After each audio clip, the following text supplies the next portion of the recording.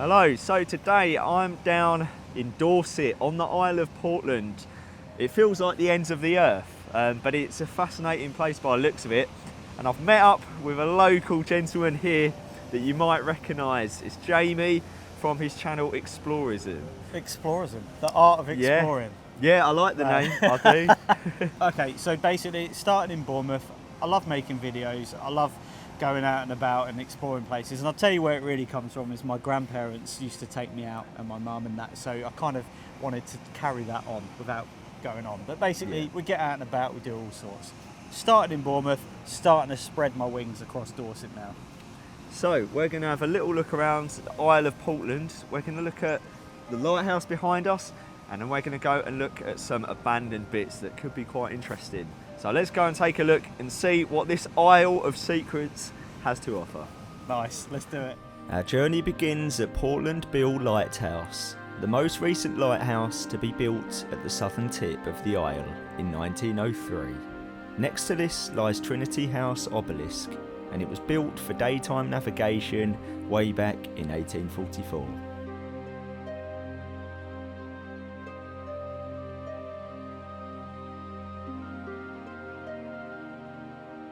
In this video, we travel across the Isle of Portland and visit its hidden heritage, including the derelict Victorian barracks, a classical Georgian church built from Portland stone, and the high-angle gun battery. Join us and let's explore. Our next stop of the trip was HMP Laverne, a prison established inside a Victorian citadel defending Portland Harbour, which we began with a view of. Before the entrance to the prison lies several eerie abandoned buildings. These were the married quarters for troops to live at the fort with their families, and were built in 1872 and 1874.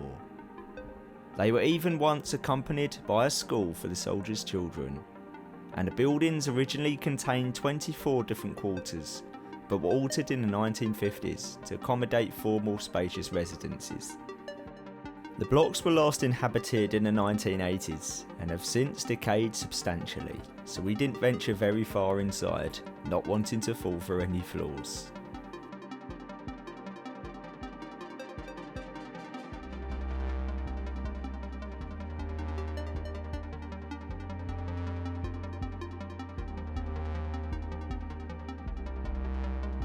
Adjacent to the original married quarters were 2 semi-detached houses, probably dating to the 1960s, and served as an extension.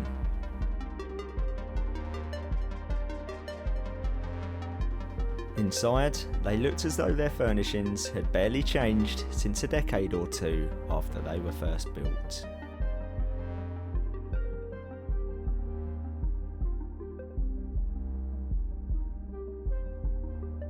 Whilst the Isle of Portland's landscape is in places beautiful, it is also dramatic and lends itself to a sense of isolation away from the UK mainland. In these houses, it was safe to say that the sense of bleakness was strong.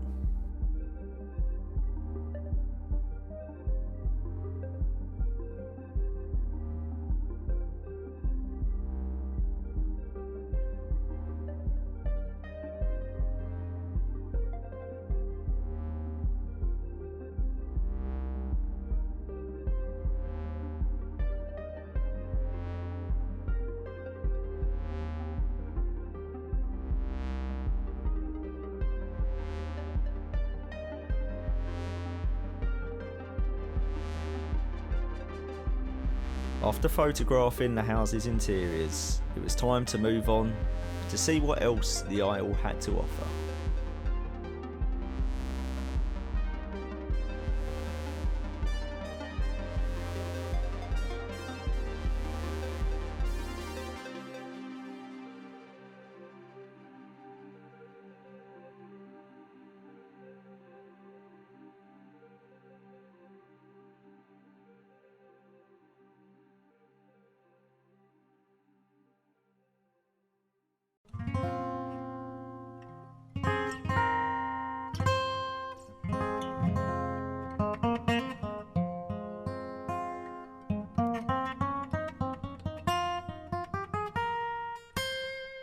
So driving around the Isle of Portland, I saw this beautiful little church and I thought we'd stop and have a little look because the architecture's amazing. Now it says it's open till 4:30 and it's about 4:35. Unfortunately, it's locked. St George's Church was constructed from Portland stone, quarried locally and exported far and wide around the world, even used to make St Paul's Cathedral. The church was completed in 1766 and was built in a neoclassical Georgian style that you might expect to find in the Mediterranean or even Transylvania.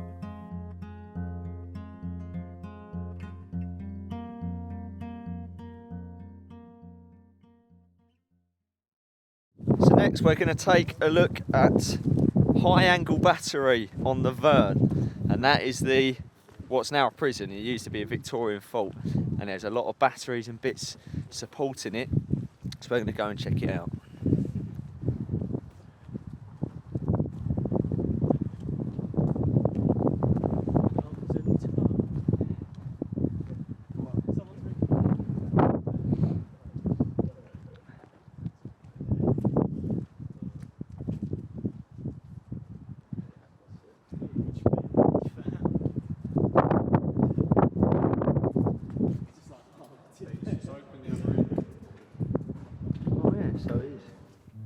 The Verne High Angle Battery was constructed in a disused quarry in 1892 to assist in defending the harbour alongside the citadel.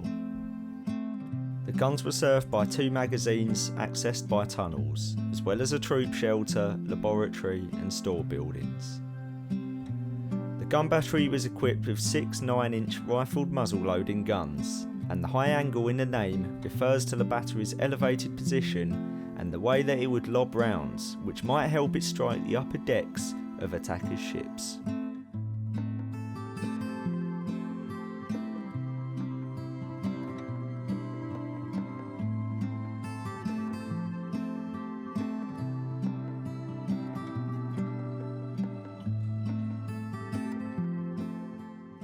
So that's going to conclude our video around the Isle of Portland today. We've only just scratched the surface of the history that this place has to offer, so it's been a pretty whistle-stop tour, but it's been really fascinating and a good precedent for future adventures. I want to say thanks to Jamie for showing us around. Go and check out his channel, Explorism. It's great. It's got some great videos about Bournemouth and the surrounding area, so go and check it out, and I'll see you wherever the next adventure takes us. Bye for now.